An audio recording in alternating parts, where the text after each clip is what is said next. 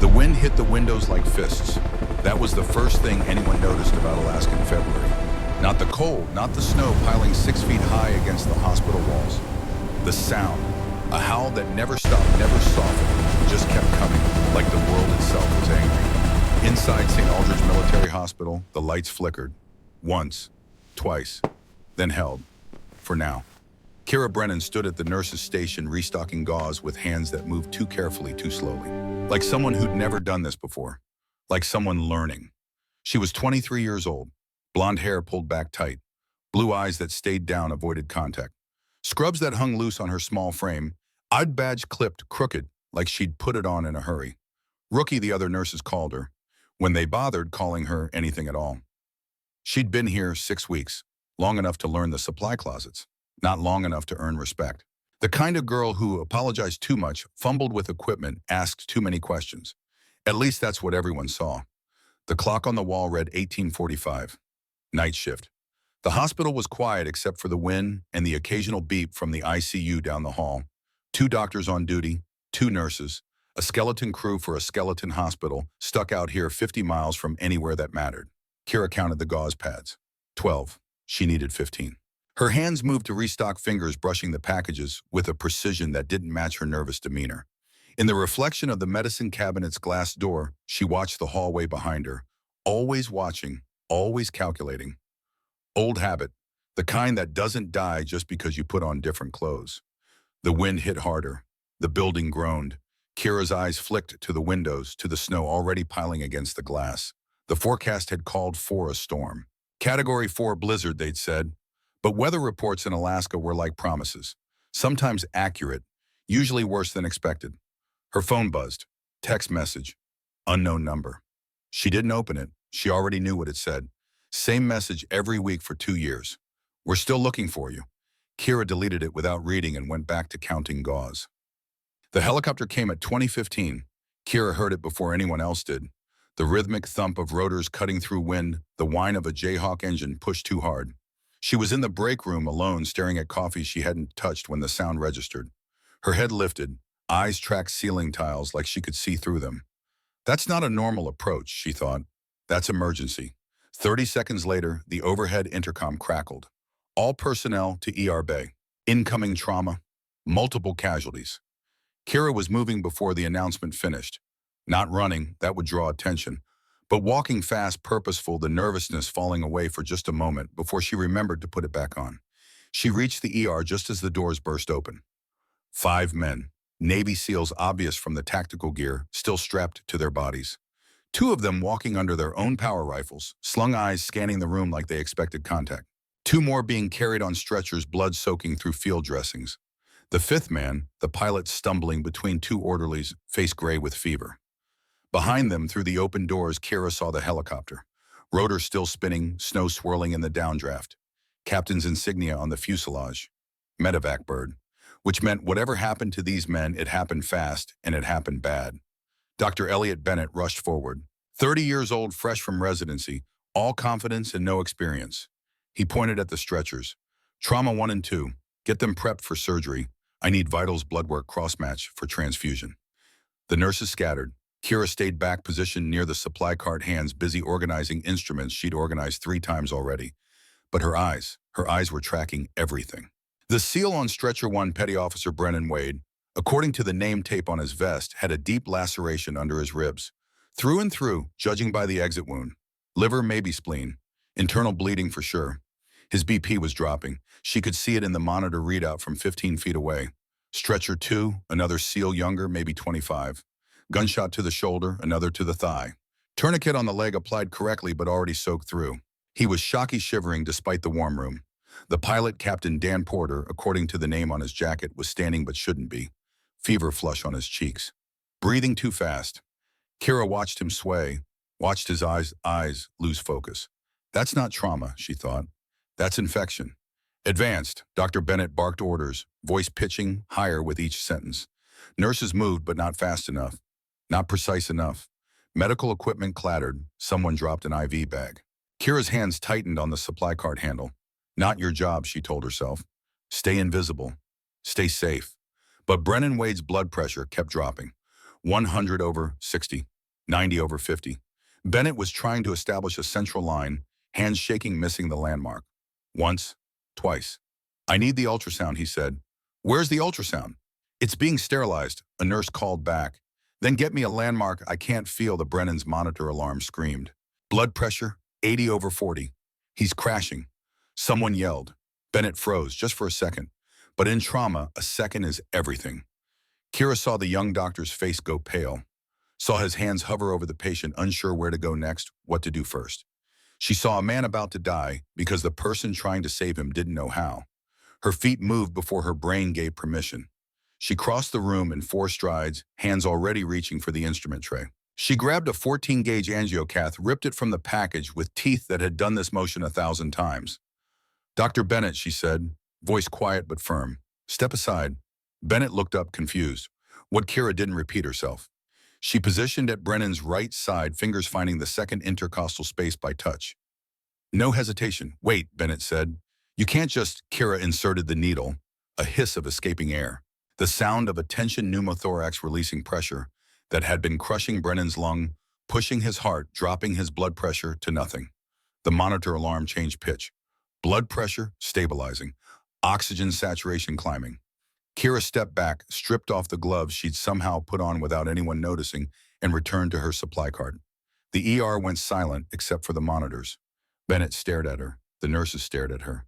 The 2 standing SEALs who'd been watching from the corner with rifles still in hand stared at her.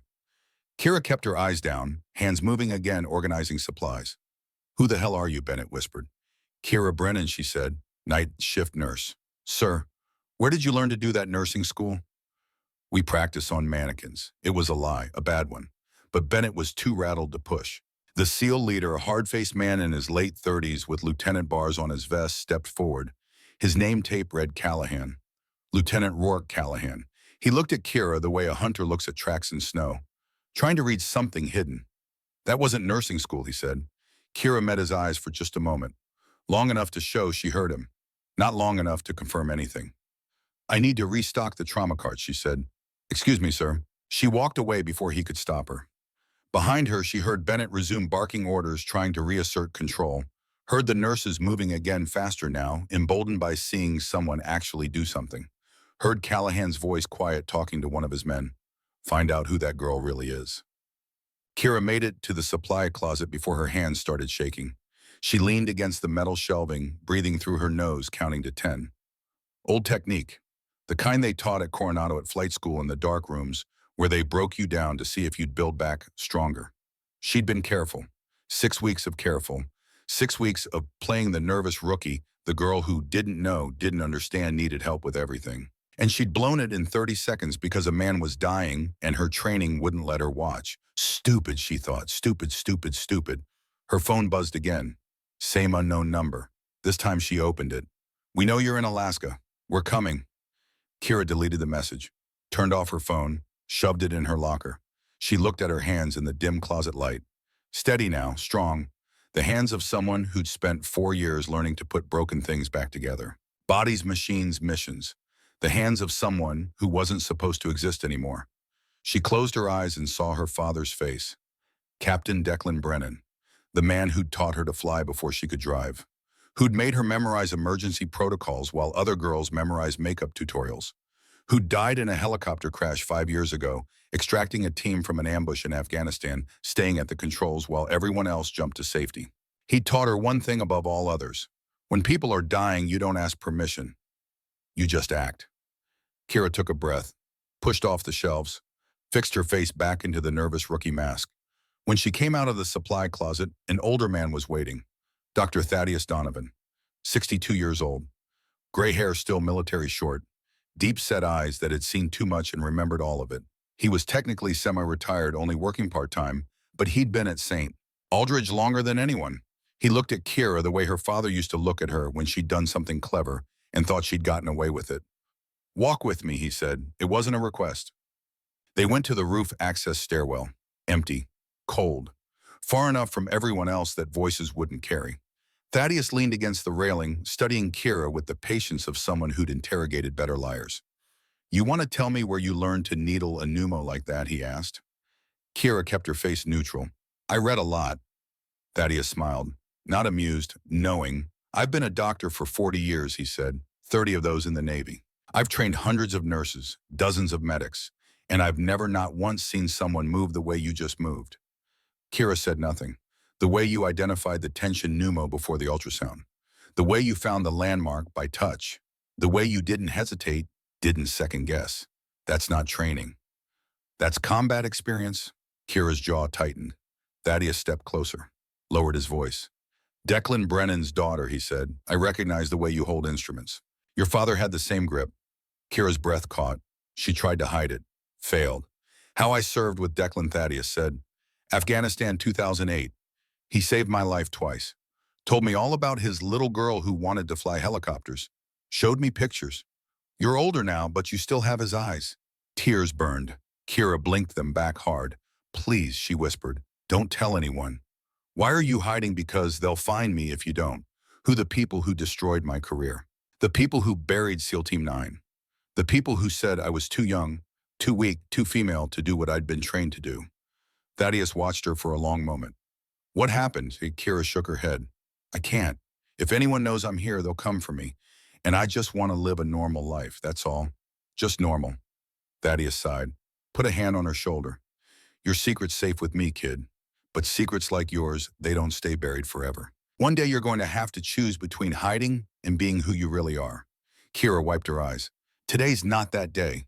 Maybe, Thaddeus said. Or maybe it is and you just don't know it yet.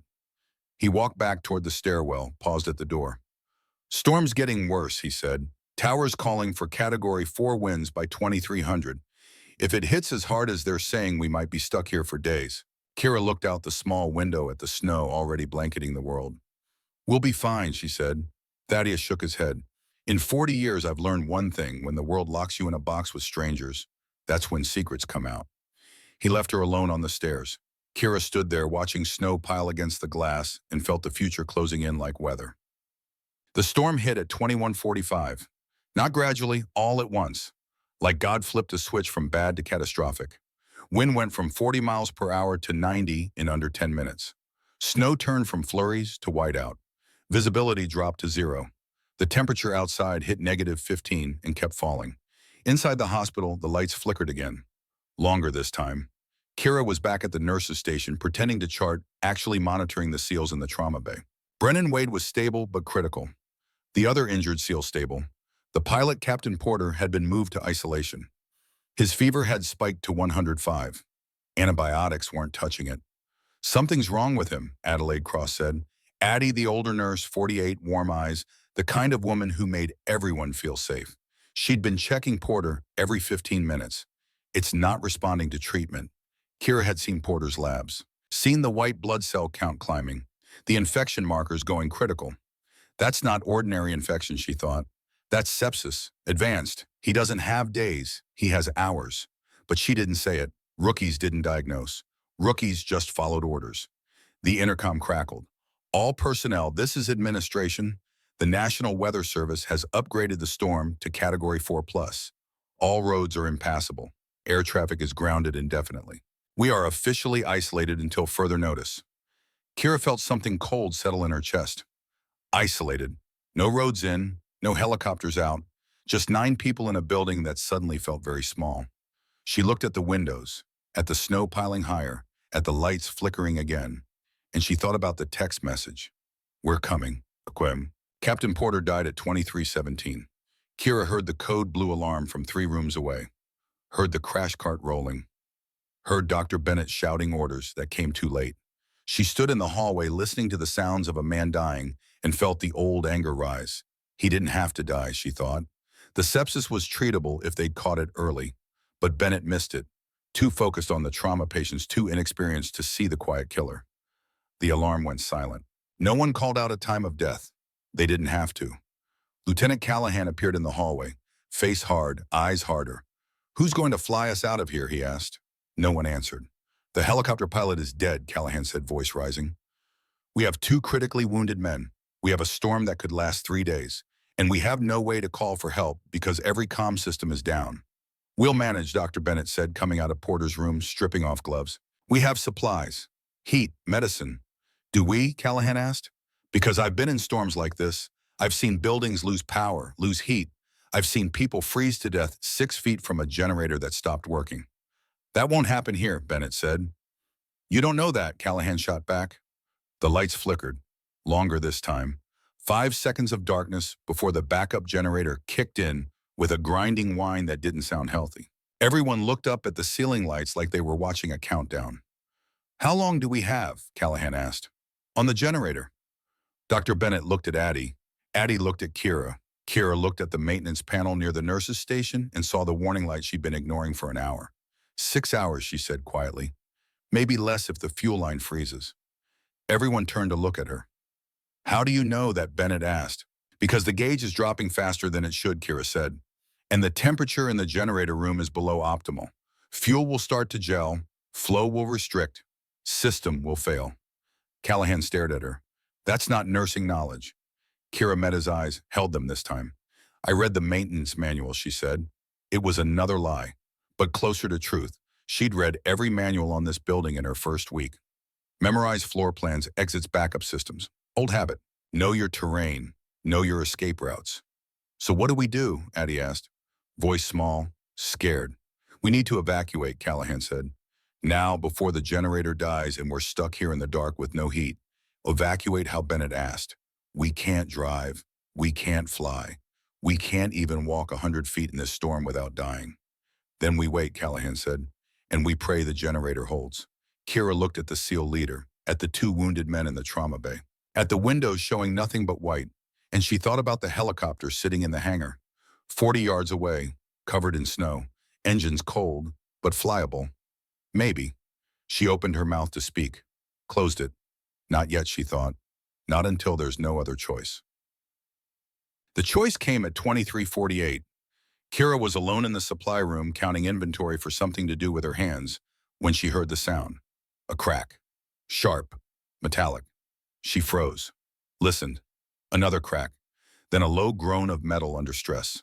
That's not the building, she thought. That's the hangar door.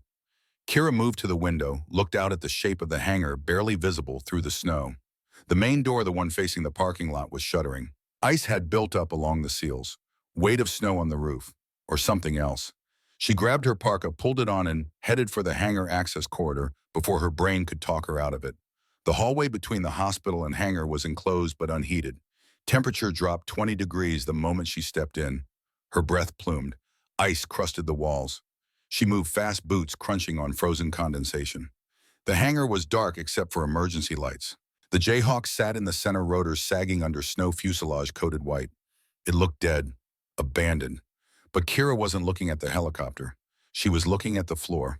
Blood, old blood, dried brown, leading from the main door to the maintenance area. Her heart rate kicked up. Someone had been here. Before the storm, before the SEALs arrived. She followed the blood trail, hand instinctively reaching for a weapon she didn't carry anymore. The trail ended at the fuel control panel. Kira knelt, examined the valve. It was closed, manually shut. Not frozen, not mechanical failure. Deliberately sabotaged. Someone cut the fuel, she thought. Someone wanted to make sure this helicopter couldn't fly. She stood, turned, scanned the hangar. That's when she saw the shell casings. 3 of them. 9mm, not U.S. military issue. Kira picked one up, rolled it between her fingers, felt the weight of understanding settle. This wasn't random. This was planned. Someone knew the SEALs were coming, knew they'd bring the helicopter, knew they'd need to escape if things went bad, and someone made sure they couldn't. Her hand tightened on the shell casing. This is a trap, she thought. We're not isolated by accident. We're isolated by design. Behind her, a voice spoke. Looking for something? Nurse Brennan. Kira spun. Dalton Merrick stood in the doorway. 42 years old, maintenance technician, quiet guy. Kept to himself. Always showed up early, stayed late, never caused trouble. He was holding a pistol, pointed at her chest. Kira raised her hand slowly. Mr. Merrick, just Dalton, he said, and you can drop the scared rookie act. I saw what you did in the ER. That's not luck. That's training. I don't know what you mean, Dalton smiled. Walked closer. SEAL Team 9, he said, flight extraction specialist. Dishonorably discharged 2 years ago after an incident involving your training officer. Changed your name, moved around, ended up here. Kira's blood went cold. How do you... Because I've been looking for you, Dalton said, for 2 years. And when I saw your name on the staff roster, I knew it was time. Time for what? Time to collect what your father owes me. Kira's hands dropped an inch. My father's dead. I know, Dalton said. I was there. Afghanistan, 2019. He reported me for selling intelligence to contractors. Ruined my career. Got me discharged. Cost me everything. So you sabotaged the helicopter. I sabotaged a lot more than that, Dalton said. Those SEALs, they're carrying a hard drive. Intelligence on a $50 million corruption network. I've been waiting 6 months for someone to bring it here. And when they did, I made sure they couldn't leave. The smugglers outside, Kira said. They're yours, partners, Dalton corrected. They get the hard drive. I get revenge. And you, Captain Brennan's daughter, you get to watch everyone die. Just like your father watched his team die. Kira's vision narrowed, rage cold and focused, replacing fear. You're not walking out of here, she said. Dalton raised the pistol. Neither are you. The lights flickered. Went out. Emergency lights kicked in. In that half-second of darkness, Kira moved. She didn't go for the gun. Going for the gun gets you shot. She went low, sweeping Dalton's legs. He fired. Muzzle flash blinding in the dark. Rounds sparked off the helicopter fuselage. Kira rolled, came up near the tool bench, grabbed a wrench. Dalton was already recovering, swinging the pistol toward her. She threw the wrench. It hit his wrist. The gun clattered away. But Dalton didn't panic. He smiled. That's more like it, he said. Let's see what Daddy taught you. He rushed her. Big man trained fast. Kira didn't try to match strength. She used momentum. Sidestepped, hooked his ankle, drove an elbow into his kidney as he passed. Dalton grunted, stumbled, but stayed up. Spun back.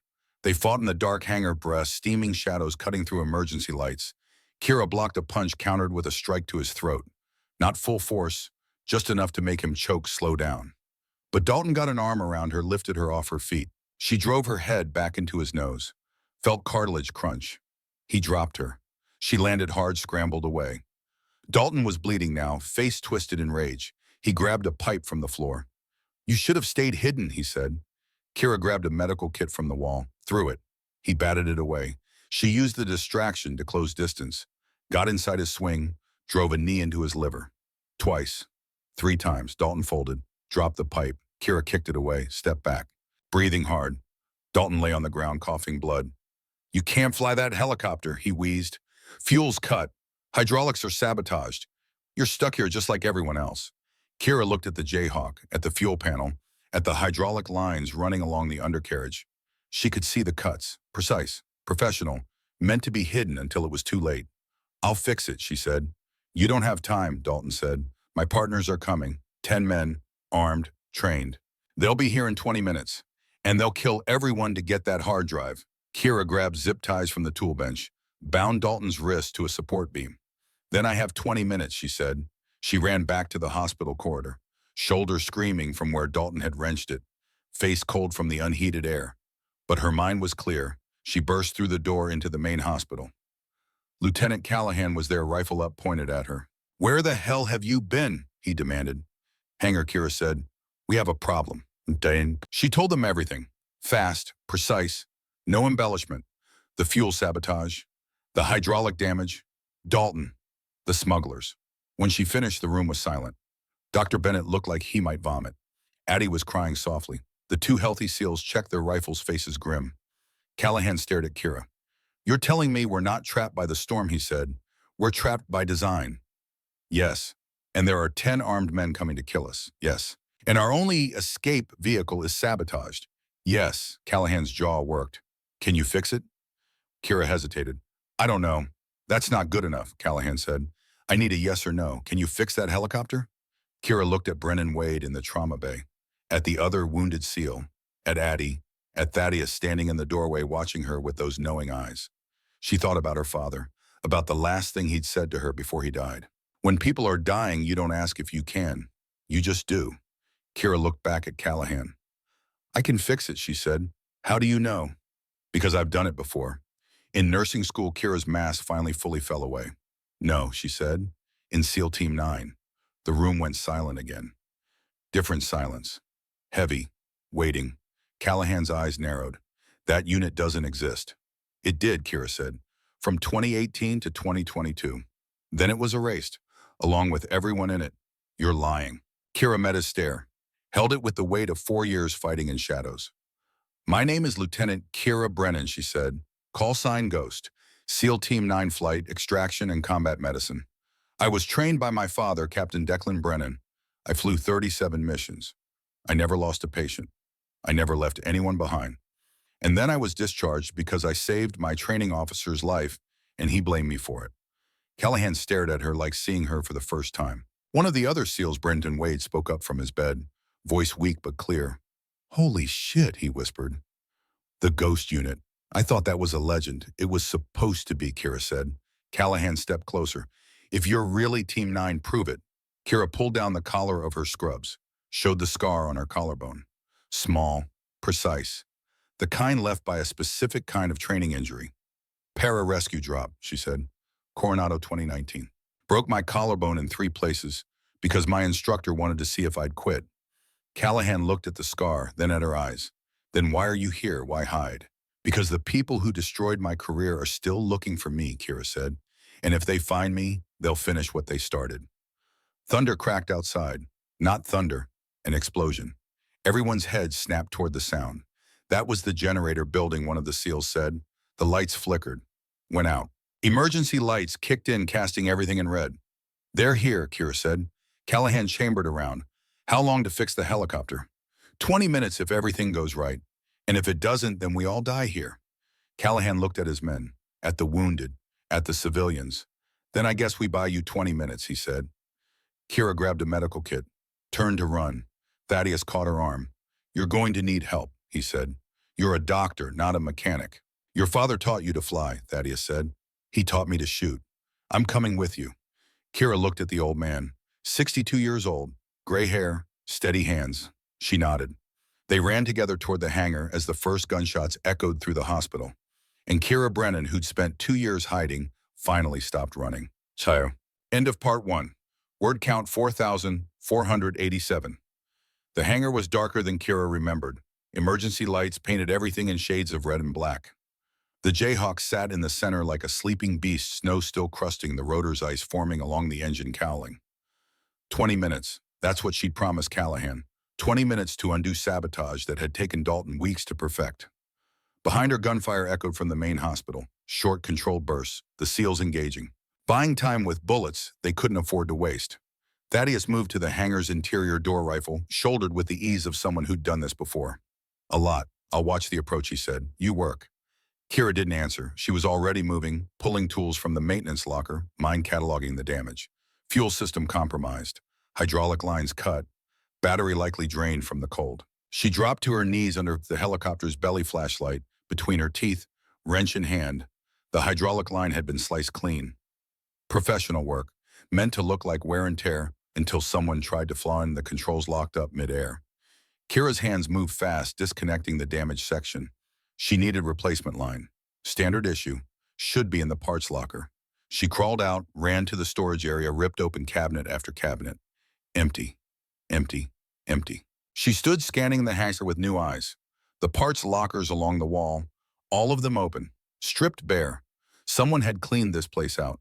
Not recently. Days ago. Maybe weeks. Preparing. Kira's mind raced backward. Dalton had been here 6 months, according to personnel files. Plenty of time to set this up. Plenty of time to watch, to wait, to prepare a trap. Of course he did, she thought. He wasn't just sabotaging the helicopter, he was making sure no one could fix it. Her eyes fell on the medical kit she'd brought. IV tubing. It wouldn't hold forever. Maybe 30 minutes of flight time before the SEALs failed and the lines burst. But 30 minutes was enough. She grabbed the kit, pulled out 4 bags of saline, dumped the fluid, and started cutting the tubing free. Behind her, Thaddeus's voice cut through the dark. "Movement, east side." Kira didn't look up. How many? 2, maybe 3. Hard to tell in the snow. She worked faster. Connected the first length of IV tubing to the hydraulic coupling. Too narrow. She doubled it, tripled. It wrapped it tight with medical tape. It looked ridiculous, like a field hospital trying to repair a fighter jet. But it might work. Might. She moved to the fuel system. The valve Dalton had closed was frozen now, ice crusting the mechanism. She needed heat, needed to melt the ice, get fuel flowing again. The de-icing spray was in the emergency kit. She found it, sprayed, waited. Gunfire erupted closer now. Inside the hangar access corridor. They're pushing through, Thaddeus said. Voice calm, always calm. How much longer? 15 minutes. We don't have 15 minutes. Then buy me 10. Thaddeus fired 3 rounds. Controlled. Measured. A different kind of precision than Kira's, but just as absolute. She heard someone scream. Heard boots retreating. That'll slow them, Thaddeus said. Kira got the fuel valve open, but the fuel itself was gelled. Too cold. She needed to warm the tank, get the fuel flowing. She climbed into the cockpit, hit the battery master switch. Nothing. Dead. She'd known it would be. Batteries don't last in negative temperatures. But she'd hoped. There was a backup. Manual start. Labor-intensive. Required hand-cranking the APU, the auxiliary power unit, to generate enough juice to turn over the main engine. She dropped back to the ground, moved to the rear access panel, found the crank handle. Addie appeared in the doorway, breathing hard, face pale. They're in the hospital, she said. 3 of them breached the east entrance. The seals are holding, but barely. Where's Callahan wounded? Shoulder. He's still fighting, but he's losing blood. Kira's fingers curled into fists on the crank. How long can they hold? 5 minutes? Maybe less. Kira looked at the helicopter, at the half-finished repairs, at the dead battery. Not enough time. She started cranking anyway. The APU resisted, frozen solid. Each rotation of the handle felt like moving a mountain. 1, 2, 3. Her shoulder, the one Dalton had wrenched, screamed in protest. She ignored it. 10, 15, 20. Sweat ran down her face despite the cold. Blisters formed on her palms. She kept cranking. Addie, she said through gritted teeth, open the fuel purge valve. Red handle under the left side panel. Addie scrambled to obey, hands shaking. Turn it 90 degrees clockwise. Addie turned. Nothing happened. Harder. Addie threw her weight into it. The valve broke free with a crack. Fuel started flowing, viscous and slow. Good, Kira said. Now get back to the hospital. Help Callahan. I can't just leave you. You can and you will. If I don't get this bird started in the next 8 minutes, none of this matters. Addie hesitated, then nodded. Ran. Kira cranked faster. 50, 60, 75. The APU coughed. Almost. Thaddeus fired again, 2 shots. They're flanking, he called out. Coming around the north side. How many total? I count 6, which means there's 4 more we haven't seen. Kira hit 100 cranks. The APU caught, sputtered, died. A tremor ran through her arms. She forced them to move. Cranked again. Muscles burning. 120, 130. The APU caught and held. A grinding whine that sounded like salvation. Battery charging, she said. 30 seconds. We don't have 30 seconds, Thaddeus said. The north door exploded inward. Not kicked. Breached with a shaped charge. 2 men rushed through, rifles up, professional stance.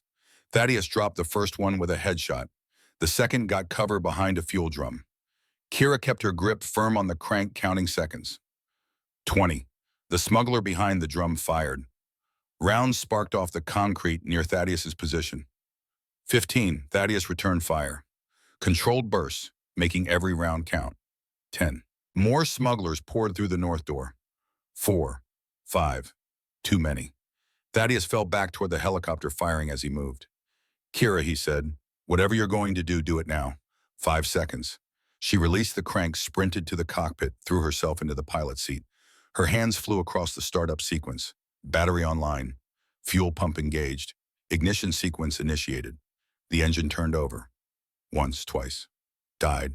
No, Kira whispered. No, no, no. She tried again. Priming the fuel system, adjusting the mixture. Engine turned. Coughed. Caught. The rotor started spinning. Slow. Too slow. Smugglers were firing at the cockpit now, rounds punching through the thin aluminum skin, spider-webbing the windshield. Kira ducked, kept her hands on the controls. Thaddeus was behind the landing skid rifle, nearly empty. How many rounds left? Kira shouted. 4, he called back. She looked at the rotor RPM gauge. Climbing, 40%. Not enough to lift. Not enough to run. But enough for the weapon system. The Jayhawk was a medical evac bird, but it was also military, which meant it had defensive capabilities. Kira, flipping the panel cover, found the smoke grenade launcher. She'd never used it live. Only in training, but training was about to become real. She mashed the trigger. 6 smoke grenades launched from pods on both sides of the helicopter, arcing into the hangar, exploding in thick white clouds that filled the space in seconds. Visibility dropped to 0. The smugglers' fire went wild, panicked, shooting at shadows. Kira used the chaos. Rotor at 60%, 70. She lifted collective. The helicopter lurched, skids barely clearing the ground. Not high, just enough. She rotated using the tail rotor to swing the nose toward the main hangar door. Thaddeus, she screamed. Get in. The old man was firing his last rounds into the smoke. 3 smugglers advancing on his position. He dropped 2. The third got him. Kira saw it through the smoke. Saw Thaddeus stagger. Saw blood bloom across his chest. Saw him fall. No, she whispered. But there was no time. The engine was running. The rotor spinning. She had 8 people alive. She couldn't save 9. Thaddeus knew it too. Even as he fell, he was waving her off, mouthing words she couldn't hear but understood. Go. Kira's vision blurred. She blinked hard. Pushed throttle. The helicopter surged forward, rotors still spooling up, not enough lift for a real flight, but enough for something between hovering and crashing.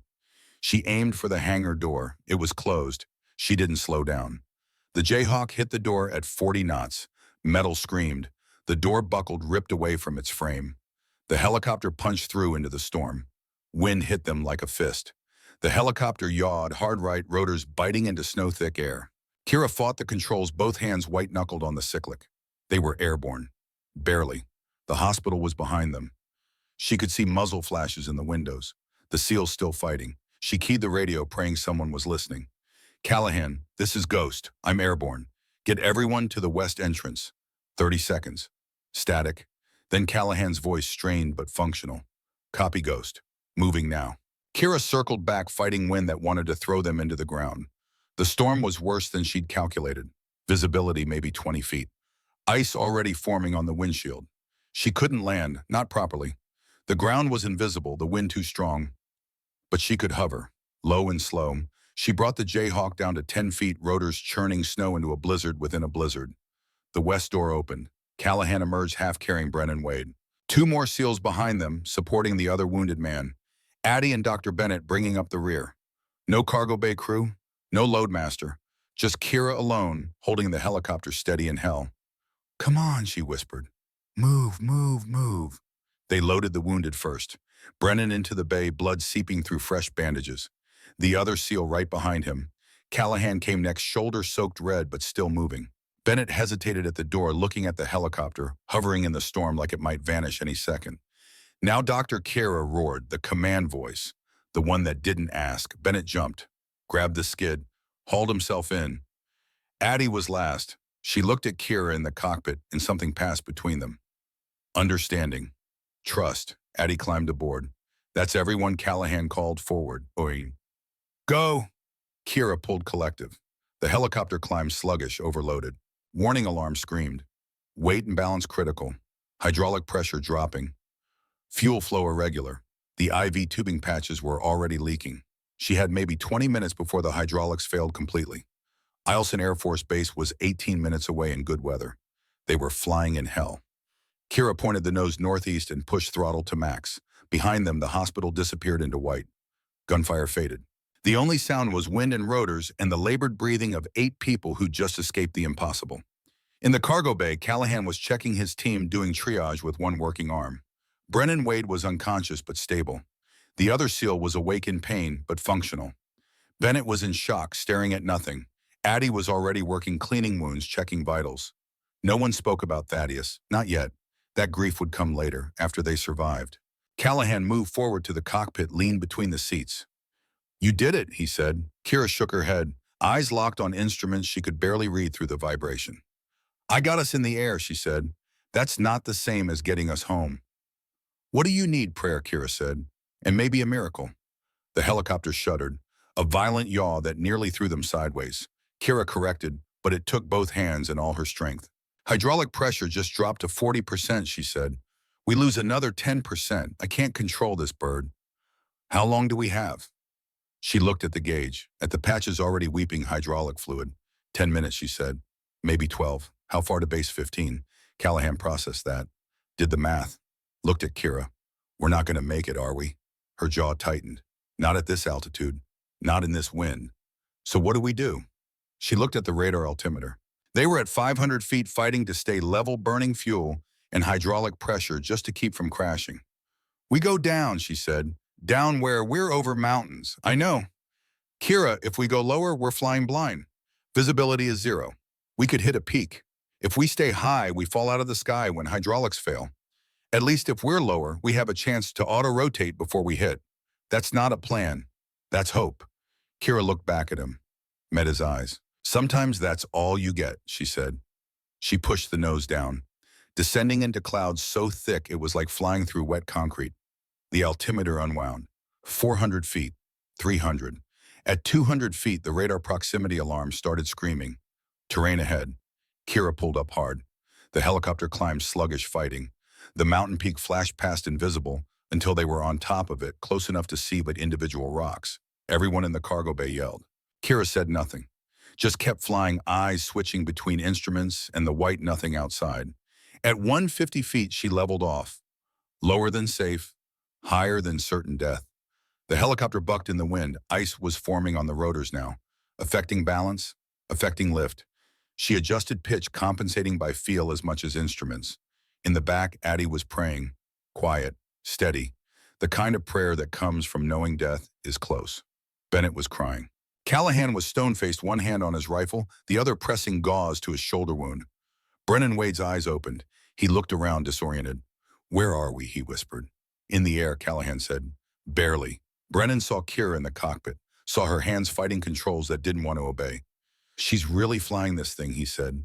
In this storm, she's really trying, Callahan corrected. The hydraulic alarm went critical. Pressure at 25%. Kira's arms burned.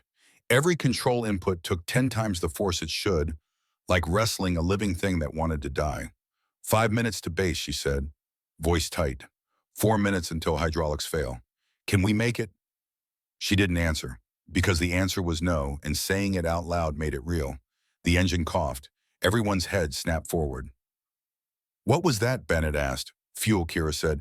The gel is clogging the filter. Can you clear it? Not while flying. The engine coughed again. RPM dropped 5%. Kira adjusted mixture, richened the fuel flow. The engine smoothed out. For now. How much fuel do we have? Callahan asked. Gauge says 8 minutes, and we need 5 to reach base. We need 5 if nothing else goes wrong, Kira corrected. Callahan looked out at the storm, at the ice forming on every surface. Something else is going to go wrong, he said. I know, it happened 2 minutes later. The engine didn't cough this time. It died. 1 second power. The next, nothing but wind and the decaying whir of rotors losing speed. Every alarm in the cockpit screamed at once. Engine failure. Rotor RPM critical. Hydraulic pressure 0. In the sudden quiet, Kira heard Addie scream, heard Bennett shouting something about crashing, heard Callahan's voice steady giving orders to his men to brace. But all of it was distant, background noise, because Kira's mind had gone somewhere else, somewhere cold and focused and absolutely calm. She was 16 years old again, sitting in a civilian trainer with her father in the right seat, his voice steady in her headset. When the engine dies, you have 18 seconds. No more, no less. And what you do in those 18 seconds determines whether you live or die. Do you understand, Kira? Yes, Dad? Then let me teach you. Kira's hands moved. Not panicked, not rushed. With the precision of someone who'd practiced this exact scenario 1,000 times. She started counting in her head. 1. Her left hand cut the throttle completely. Counterintuitive. The engine was already dead, but she needed 0 resistance, 0 drag. 2. 3. Her feet worked the pedals using the last of the rotational momentum to prevent spin. 4. 5. 6. The helicopter was falling. Not dropping, falling, like a rock with rotors. Her right hand lowered the collective all the way down, letting the rotors spin freely using the air rushing up past them to keep them turning. Auto-rotation, the art of controlled falling. 7, 8, 9. The ground was somewhere below. She couldn't see it, couldn't see anything but white. She was flying on instruments and faith. 10, 11, 12. Rotor RPM stabilizing, not climbing but not decaying either. Balanced. The blades windmilling just fast enough to keep them from tumbling. 13, 14. She had to time this perfectly. Pull collective too early, they'd stall and drop like a stone. Too late, they'd hit the ground at full speed. 15. The radar altimeter showed 50 feet. 16, 30 feet, 17, 20 feet. Now, Kira pulled collective, all of it, full up. The rotors bit air, converting their rotational energy into one last burst of lift. The helicopter flared. Nose up, tail down, falling slowed. 18. They hit. Not gently, never gently. The skids slammed into snow-covered ground. The helicopter bounced, slammed again, skated sideways. Metal screamed. The tail boom bent. One skid collapsed. The rotors hit snow chunks of ice exploding in all directions. Then stillness. Kira sat in the cockpit, hands still on the controls, breath coming in gasps. She'd stopped counting. But she knew, 18 seconds, just like her father taught her. Behind her, someone groaned. Is everyone alive? Callahan's voice. A chorus of responses. Shaky, pained, but alive. Kira unstrapped, tried to stand. Her legs didn't want to cooperate. She caught herself on the seat back, forced her body to obey. Where are we? She asked. Callahan was already checking his GPS. Signal's weak, but I'm getting something. We're 3 miles from the emergency ridge station. 3 miles in this storm, Bennett said. We'll die. We'll die here too, Callahan said. Exposure. Hypothermia. We have maybe 2 hours in this cold before the wounded start dying. He looked at Kira. Can you walk? She nodded. Lied. Her shoulder was agony. Her hands were blistered. Her entire body felt like it had been through a blender. But she could walk. Then we move, Callahan said. They unloaded what they could, medical supplies, emergency blankets, the rifles, not much. The helicopter was half buried in snow. Brennan Wade couldn't walk. 2 SEALs made a stretcher from the helicopter's cargo netting and carried him between them. The other wounded SEAL, name tape reading Hayes, walked with Addie's support. Bennett stumbled along shell-shocked. Kira walked point with Callahan rifle ready, watching the tree line. They moved into the storm. The wind cut through every layer. Temperature was maybe -20, with wind chill -40. Kira felt her face going numb, her fingers losing sensation. She focused on putting one foot in front of the other. That's all. Just keep moving. Beside her, Callahan spoke quietly. Back at the hangar, he said, Donovan, did he? Yes, Kira said, voice flat. He's gone. Callahan was quiet for a moment. He bought us time, he said finally. He gave us everything, Kira corrected. They walked in silence for a while. The storm swallowed sound, swallowed light, swallowed everything except the effort of moving forward. I served with men like him, Callahan said, the kind who knew when it was their turn. Kira's throat tightened. Don't, he died so we could live, Callahan continued. That matters. Kira stopped walking, turned to face him. It matters when we survive, she said. Right now, we're 8 people freezing to death in a blizzard. Thaddeus's sacrifice means nothing if we don't make it. Then let's make it, Callahan said. They kept walking. Ahead, Callahan stopped. Everyone froze. What is it? One of the SEALs asked. Callahan pointed. Lights, faint. Through the trees, the ridge station. Callahan checked his GPS. Should be, but these storms can play tricks. Only one way to find out, Kira said. They approached carefully. Callahan and one SEAL leading. Weapons ready, the lights resolved into a building. Small, concrete. Emergency shelter markings on the sign. The ridge station. Callahan tried the door, locked. He looked back at his team, at the wounded, at the civilians freezing. He raised his rifle and shot the lock. The door swung open. Inside was dark but dry. Emergency supplies and lockers, heat lamps, generator. They piled in, dragging the wounded, slamming the door against the wind. For a long moment, nobody spoke. They just breathed, listened to the sound of being alive. Addie started treating the wounded, checking Brennan's vitals, rewrapping Hayes' leg. Bennett sat in a corner staring at nothing. Callahan posted guards at the windows, checked ammunition, started the generator. Lights flickered on, heat lamps began to glow. Kira sat against the wall, eyes closed, letting warmth seep into frozen limbs. Callahan came over, sat down beside her. They didn't speak for a while. Then Callahan said, You saved us. Kira opened her eyes. We're not safe yet. No, Callahan agreed. But we're alive. That's because of you. Kira looked at him, at the respect in his eyes. The kind of respect that can't be faked or demanded. Only earned. I'm sorry I doubted you, he said. You didn't know me. I should have trusted your actions over my assumptions. Kira almost smiled. You sound like my father. I served with men like your father, Callahan said. Declan's training lives on in the people he touched. He looked at Brennan Wade, unconscious but stable. You could have left him, Callahan said. When we loaded the helicopter, you knew he was critical. Knew the extra weight would make flying harder. But you took him anyway. Of course I did. Not everyone would have. Then not everyone was raised right, Kira said. Callahan nodded slowly. Stood. When we get back, he said, I'm recommending you for reinstatement. Full honors. Whatever happened before, whatever they said about you, it was wrong. Kira looked up at him. They won't listen. Then I'll make them listen. He walked away to check on his men. Kira leaned her head back against the wall, closed her eyes, and saw Thaddeus falling. Saw him waving her off. Saw him choosing to die so they could live. Her chest tightened. She pushed the grief down, locked it away. There would be time to mourn later, after they survived. Outside, the storm raged. Inside, 8 people breathed and bled and lived. And somewhere in the snow, Thaddeus Donovan's body lay cooling. A good man, a good soldier, gone. Kira pulled out her phone. Turned it on, 1 bar of signal, weak, intermittent. She typed a message to her mother. I'm alive, I'm safe. I'll explain everything soon. I love you. She hit send, watched the circle spin.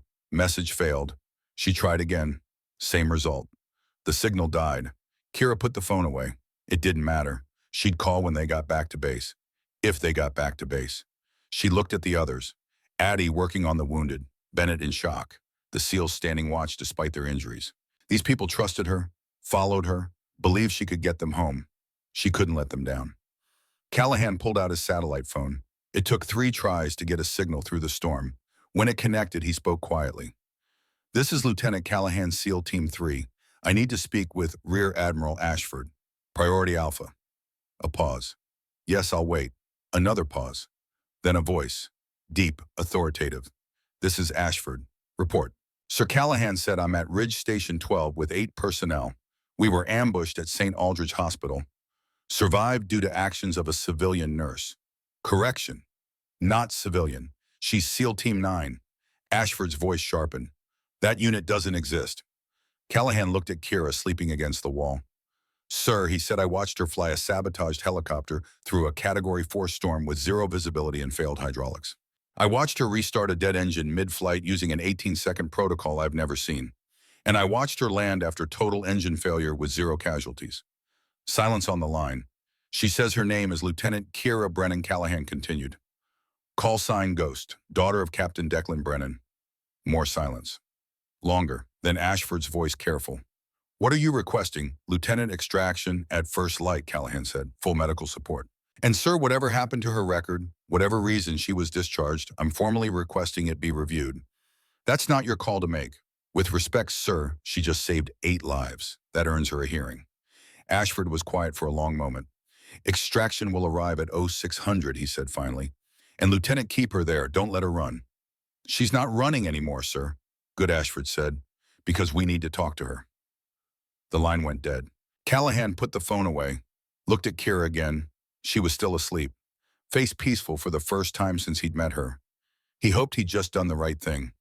Outside, the storm began to ease. Not much, just enough. Enough to promise that morning would come, and with morning answers. Kira woke to Addie shaking her shoulder. Commander Addie whispered, Sorry, Kira, you need to see this. Kira opened her eyes, sat up, every muscle screaming. What Addie pointed to the window. Kira stood, moved to look out. The storm was clearing. First light touching the horizon, and in the distance, the rhythmic thump of helicopter rotors. Extraction. They were coming. Kira felt something release in her chest. Relief. Fear. Both at once, because rescue meant answers. Meant facing what she'd been running from for 2 years. Meant choosing who she was going to be. She looked at the others. At Callahan organizing the team. At the wounded preparing to move. At Addie watching her with concern. At the family she'd built in 48 hours of hell. Whatever came next, she wouldn't face it alone. The helicopters landed as dawn broke. 3 Blackhawks. Professional approach. And stepping out of the lead bird, a figure she recognized. Rear Admiral Thorne Ashford. Kira's breath caught.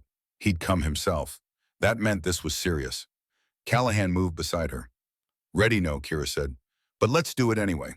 They walked out together into the cold morning air toward whatever future waited. End of Part 2, revised.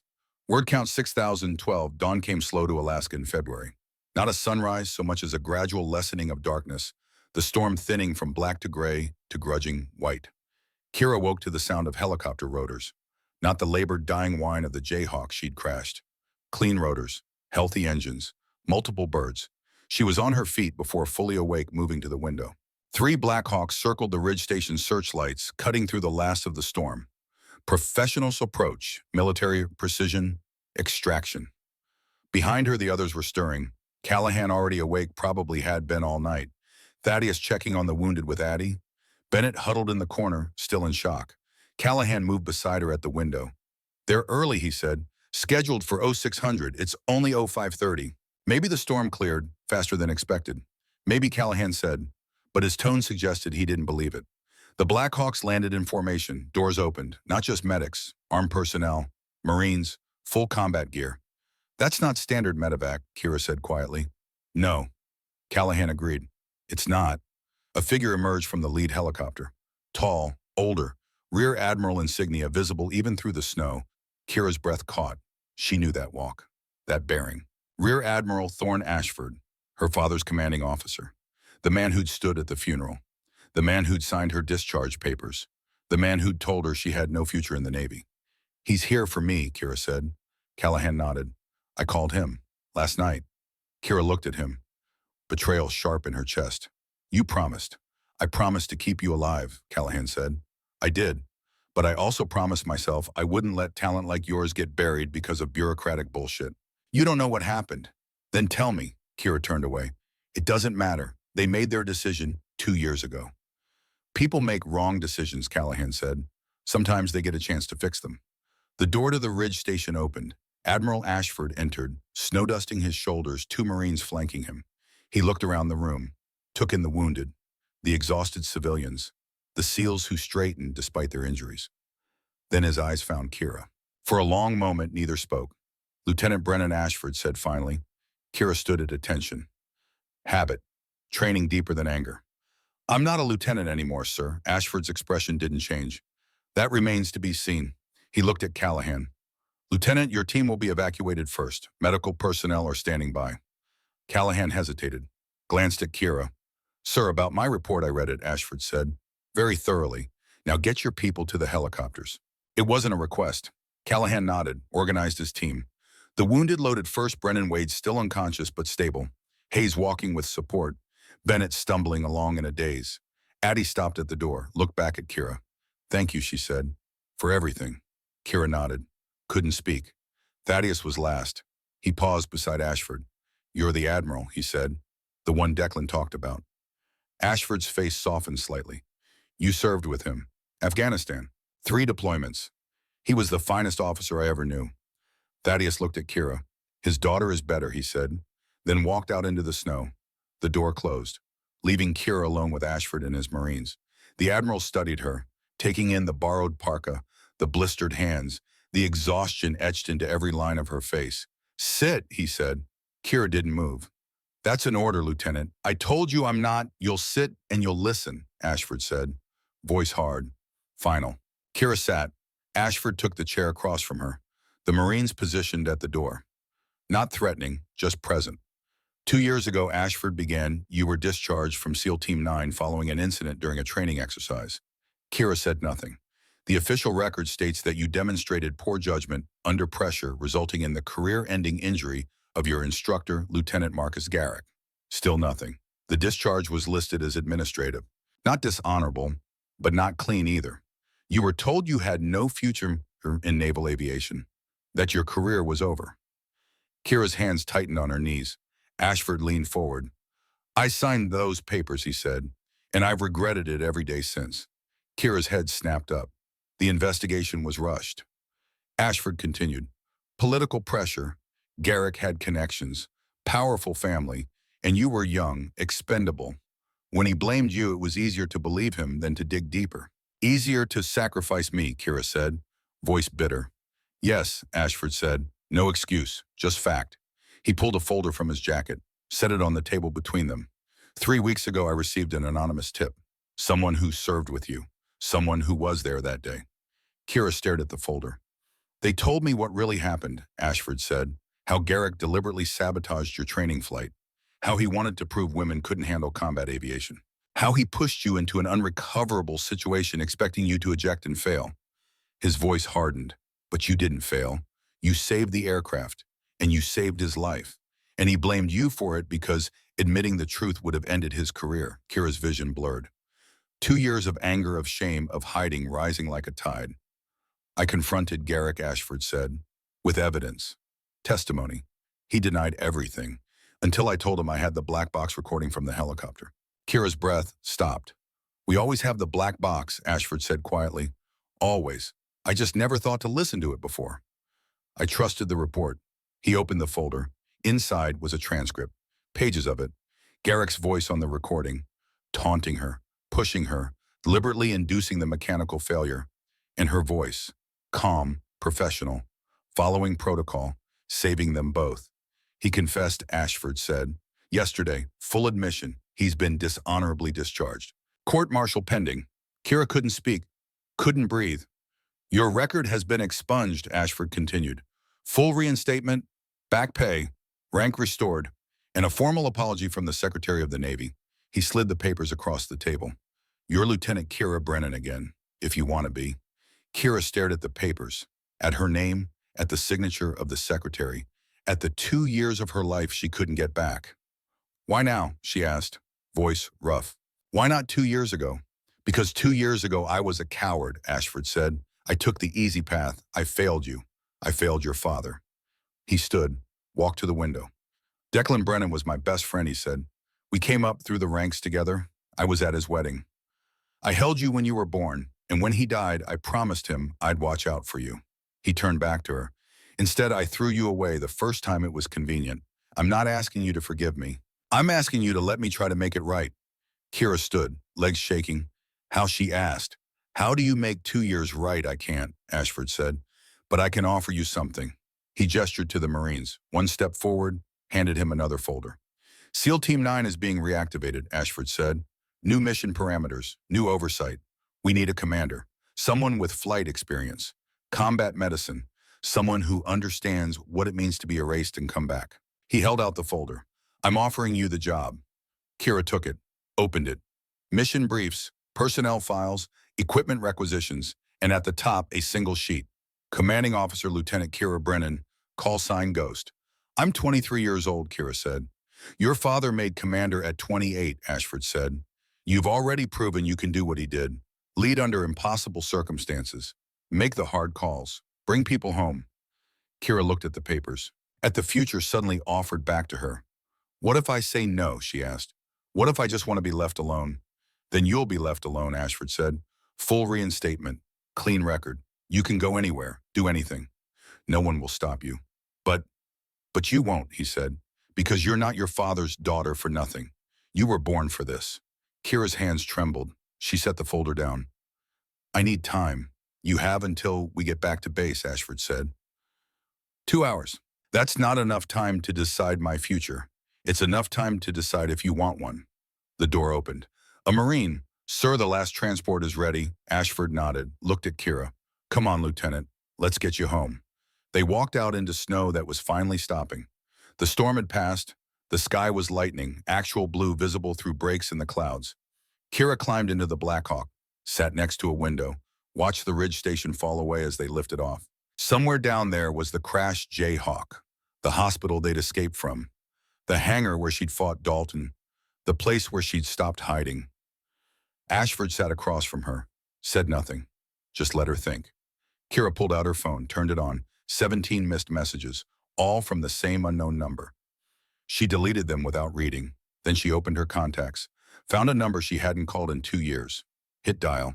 It rang 4 times, then a voice sleep rough. Hello, Mom, Kira said. Silence, then a sob. Kira. Oh my God, Kira, where are you? I've been so worried. I'm okay, Mom. I'm safe. Her mother was crying fully now. I didn't know if you were alive. You just disappeared. No calls, no messages. I had to, Kira said.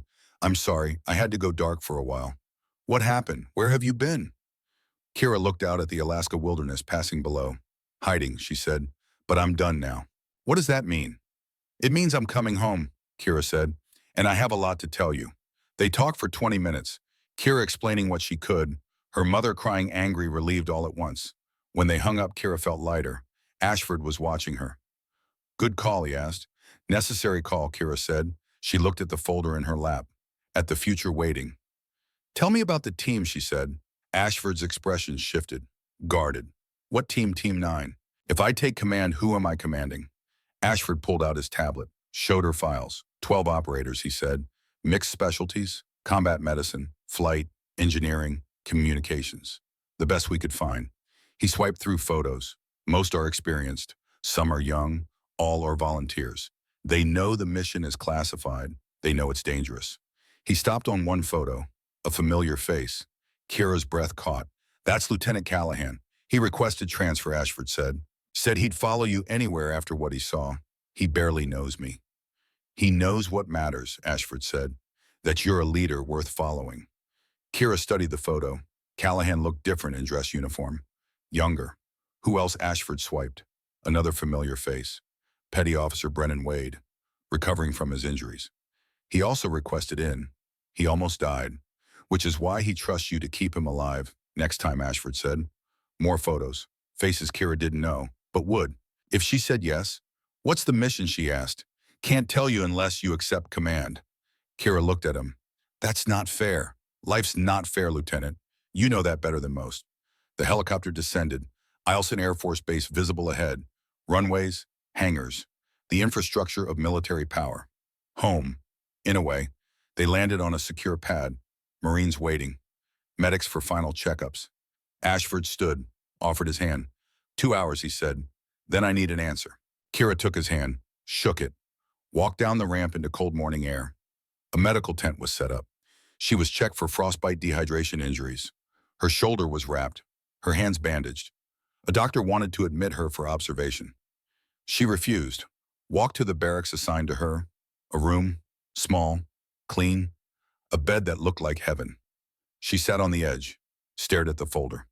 Commanding Officer Lieutenant Kira Brennan. Her father had been a commander, had led men into hell and brought them home. Until the last time, when he didn't come home. Kira closed her eyes, saw the helicopter spinning, saw her father at the controls, saw him looking back at his team jumping to safety, saw him smile, because he knew. Even in that last moment, he was doing what he was meant to do. A knock at the door. Kira opened it. Thaddeus stood there, still in borrowed cold weather gear, looking tired but whole. Thought you might want company, he said. Kira stepped aside, let him in. They sat together, not speaking at first. Then Thaddeus said, he offered you the team, didn't he? Kira nodded. And you're trying to decide if you're ready. I don't know if I am, Thaddeus smiled. Your father said the same thing when they offered him Team 9 the first time. Kira looked at him. He did. Told me he was terrified, that he wasn't old enough, experienced enough, good enough. What did you tell him? That fear was proof he was the right choice, because the wrong person wouldn't be scared. They'd be arrogant. Kira absorbed that. Do you think I'm ready? She asked. Thaddeus looked at her. Really looked. I think you flew 8 people through a Category 4 storm in a sabotaged helicopter, he said. I think you restarted a dead engine mid-flight. I think you landed after total system failure with 0 casualties. His voice softened. I think if that's not ready, ready doesn't exist. But what if I fail? What if someone dies because I make the wrong call? Then you'll live with it, Thaddeus said. Like your father did. Like every commander does. That's the job. You don't get to save everyone. You just get to try. Kira felt tears coming again. I miss him, she whispered. I know, Thaddeus said, but he's not gone. He's in every decision you make, every person you save, every time you choose to fly into hell because someone needs you. He stood, moved to the door. You don't have to be him, he said. You just have to be you. That's more than enough. He left her alone. Kira sat with the folder, opened it, read every page. Mission briefs, extraction operations, high-value target retrieval, combat search and rescue. The kind of work that saved lives, the kind of work her father died doing, the kind of work that mattered. She closed the folder, made her decision. Ashford was in the command center when she found him. Reviewing reports, coordinating debriefs. He looked up as she entered. Lieutenant, Kira stood at attention. Sir, I accept command of SEAL Team 9. Ashford studied her face, looking for doubt. He didn't find any. Good, he said. Report to briefing room 3 at 1300 hours. Your team is waiting. My team. You think I'd offer you the job without already assembling them, Ashford said. They've been on standby for a week, waiting to see if you'd say yes. Kira processed that. You were that sure I'd accept, no, Ashford said. But I was hopeful. And hope's better than nothing. He stood, extended his hand again. Welcome back, Commander Brennan. Kira shook his hand, felt the weight of responsibility settle, felt the rightness of it. 1,300 hours came fast. Kira spent the time cleaning up. New uniform, fresh insignia, her father's call sign on the shoulder patch. Ghost. She walked to briefing room 3, stood outside the door, heard voices on each side, her team. Waiting, she took a breath, opened the door.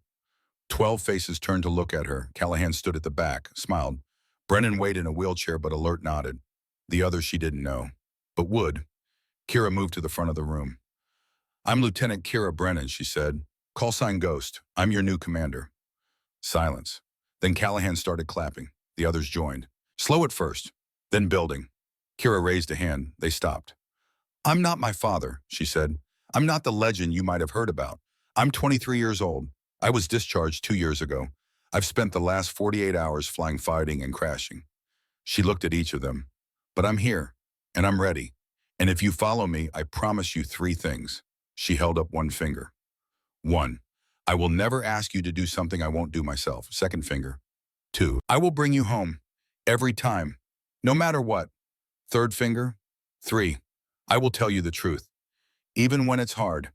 Even when it hurts. She lowered her hand. That's my promise. Can you promise me the same? They stood as one. Yes, ma'am, they said in unison. Kira nodded. Good, she said, because our first mission is in 72 hours, and it's going to be a hard one. She activated the briefing screen. Images appeared. Satellite photos. Intelligence reports. Hostile territory. High-value target extraction. Difficult terrain. The kind of mission that could go wrong in 1,000 ways. The kind of mission Team 9 specialized in. We have 3 days to train, Kira said. 3 days to become a team. 3 days to prepare. She looked at them. Questions. A hand raised. Young operator, name tape read, Dixon. Ma'am, is it true you landed a helicopter with no engine in a whiteout? Kira met his eyes. Yes. Is it true you used an IV tube to patch hydraulic lines? Yes. Dixon grinned. Then I guess we're in good hands. Laughter, tension breaking. Kira allowed herself a small smile. Any other questions? Callahan spoke up. What's our call sign, ma'am? What do they call us on comms? Kira looked at the Team 9 patch on her shoulder. Ghost Lead, she said, because we're the team that doesn't exist, the team that gets things done in the shadows, the team that saves people nobody else can reach. She met their eyes. The team that never leaves anyone behind. They nodded. Understanding. Dismissed, Kira said. Training starts at 0600 tomorrow. Don't be late, they filed out. Callahan lingered. You did good, he said. I haven't done anything yet. You accepted command, Callahan said. That's doing something. He left her alone in the briefing room. Kira looked at the satellite photos on the screen, at the mission waiting, at the future she'd chosen. Her phone buzzed. Text from her mother. I'm proud of you, honey. Your father would be too. Kira typed back. I hope so, Mom. I'm trying to be. She turned off the screen, walked out into the corridor, and ran straight into Thaddeus. Shouldn't you be resting? She asked. Shouldn't you? He countered. They walked together toward the medical wing, where the wounded from last night were recovering. Brennan Wade was awake, sitting up, color back in his face. Commander, he said when he saw Kira. Just Lieutenant, Kira said. Not for long, Wade said. Not the way you fly. Kira sat beside his bed. How are you feeling? Like I got shot and then dragged through a blizzard, Wade said. So pretty normal for a SEAL. Kira smiled. Thank you, Wade said. Serious now, for not leaving me, for getting me out. That's the job, Kira said. No, Wade said. That's who you are. There's a difference. He looked at her. Your father saved my squad leader in Afghanistan, 2018. Helicopter, extraction under fire. Impossible situation, but he came anyway. Kira's breath caught. Sergeant Marcus Hayes, Wade said. He's still serving because your father didn't leave him behind. Wade's voice lowered. When you flew into that storm to get us, I knew. I knew Declan's daughter would be just like him. Kira couldn't speak. You're going to be a great commander, Wade said, and I'm honored to serve with you. He offered his hand. Kira took it, held it. Thank you, she said. She visited the others, the wounded SEAL, Bennett still processing, Addie who hugged her and cried. Then she walked outside. The sun was setting, painting the Alaskan sky in shades of orange and pink. She found a quiet spot, away from buildings, away from people. Pulled out her phone, opened photos, found the one of her father, in his flight suit, smiling. Young. I did it, Dad, she whispered. I stopped hiding. I stopped running. The wind carried her words away. I'm scared, she continued. I don't know if I can do this, but I'm going to try. She looked at his photo, at his eyes that matched hers. I hope you're proud. The sky darkened. Stars appeared, bright and cold. Kira stood there until she couldn't feel her fingers. Then she walked back inside, to the barracks, to sleep, to prepare, for the mission ahead, for the team depending on her, for the future she'd earned. 3 months later, SEAL Team 9 completed its first official mission. High-value target extraction, hostile territory, 0 casualties. Commander Kira Brennan, recently promoted, stood in the briefing room and delivered the after-action report. Admiral Ashford listened, nodded. Good work, Commander. Thank you, sir. Next mission, Kira pulled up the files. Hostage rescue, Syria, 72 hours. Ashford looked at the details, frowned. That's a lot of variables. Yes, sir. Can your team handle it? Kira looked at the photos of her operators. Callahan, Wade, Dixon, the others, her team. Yes, sir, she said. We can. And she believed it, because in 3 months they'd become more than a team. They'd become brothers and sisters. The way her father's team had been, the way it should be. Dismissed, Ashford said. Kira walked out, found Callahan waiting. Heard about Syria, he said. Yeah, sounds fun. Kira laughed. Your definition of fun needs work. They walked toward the hangar, where the helicopters waited, new birds. Better equipment, the resources Team 9 needed. Kira ran her hand along a fuselage, felt the metal, cold, solid, real. Ready for tomorrow, Callahan asked. Kira thought about it, about the mission, the danger, the responsibility, about 18 seconds between life and death, about the choice to fly anyway. Yeah, she said, I'm ready. They stood together in the hangar, watching the sun set through the open doors. 2 warriors, a team, ready for whatever came next. Somewhere in a place beyond cold and darkness, Captain Declan Brennan smiled. His daughter had found her way, not by following his path, but by making her own. And that he knew was exactly right. The wind whispered through the hangar. The helicopters waited, and tomorrow they would fly. End of part 3, end of the last flight. Word count 5,521, and total story word count 14,511.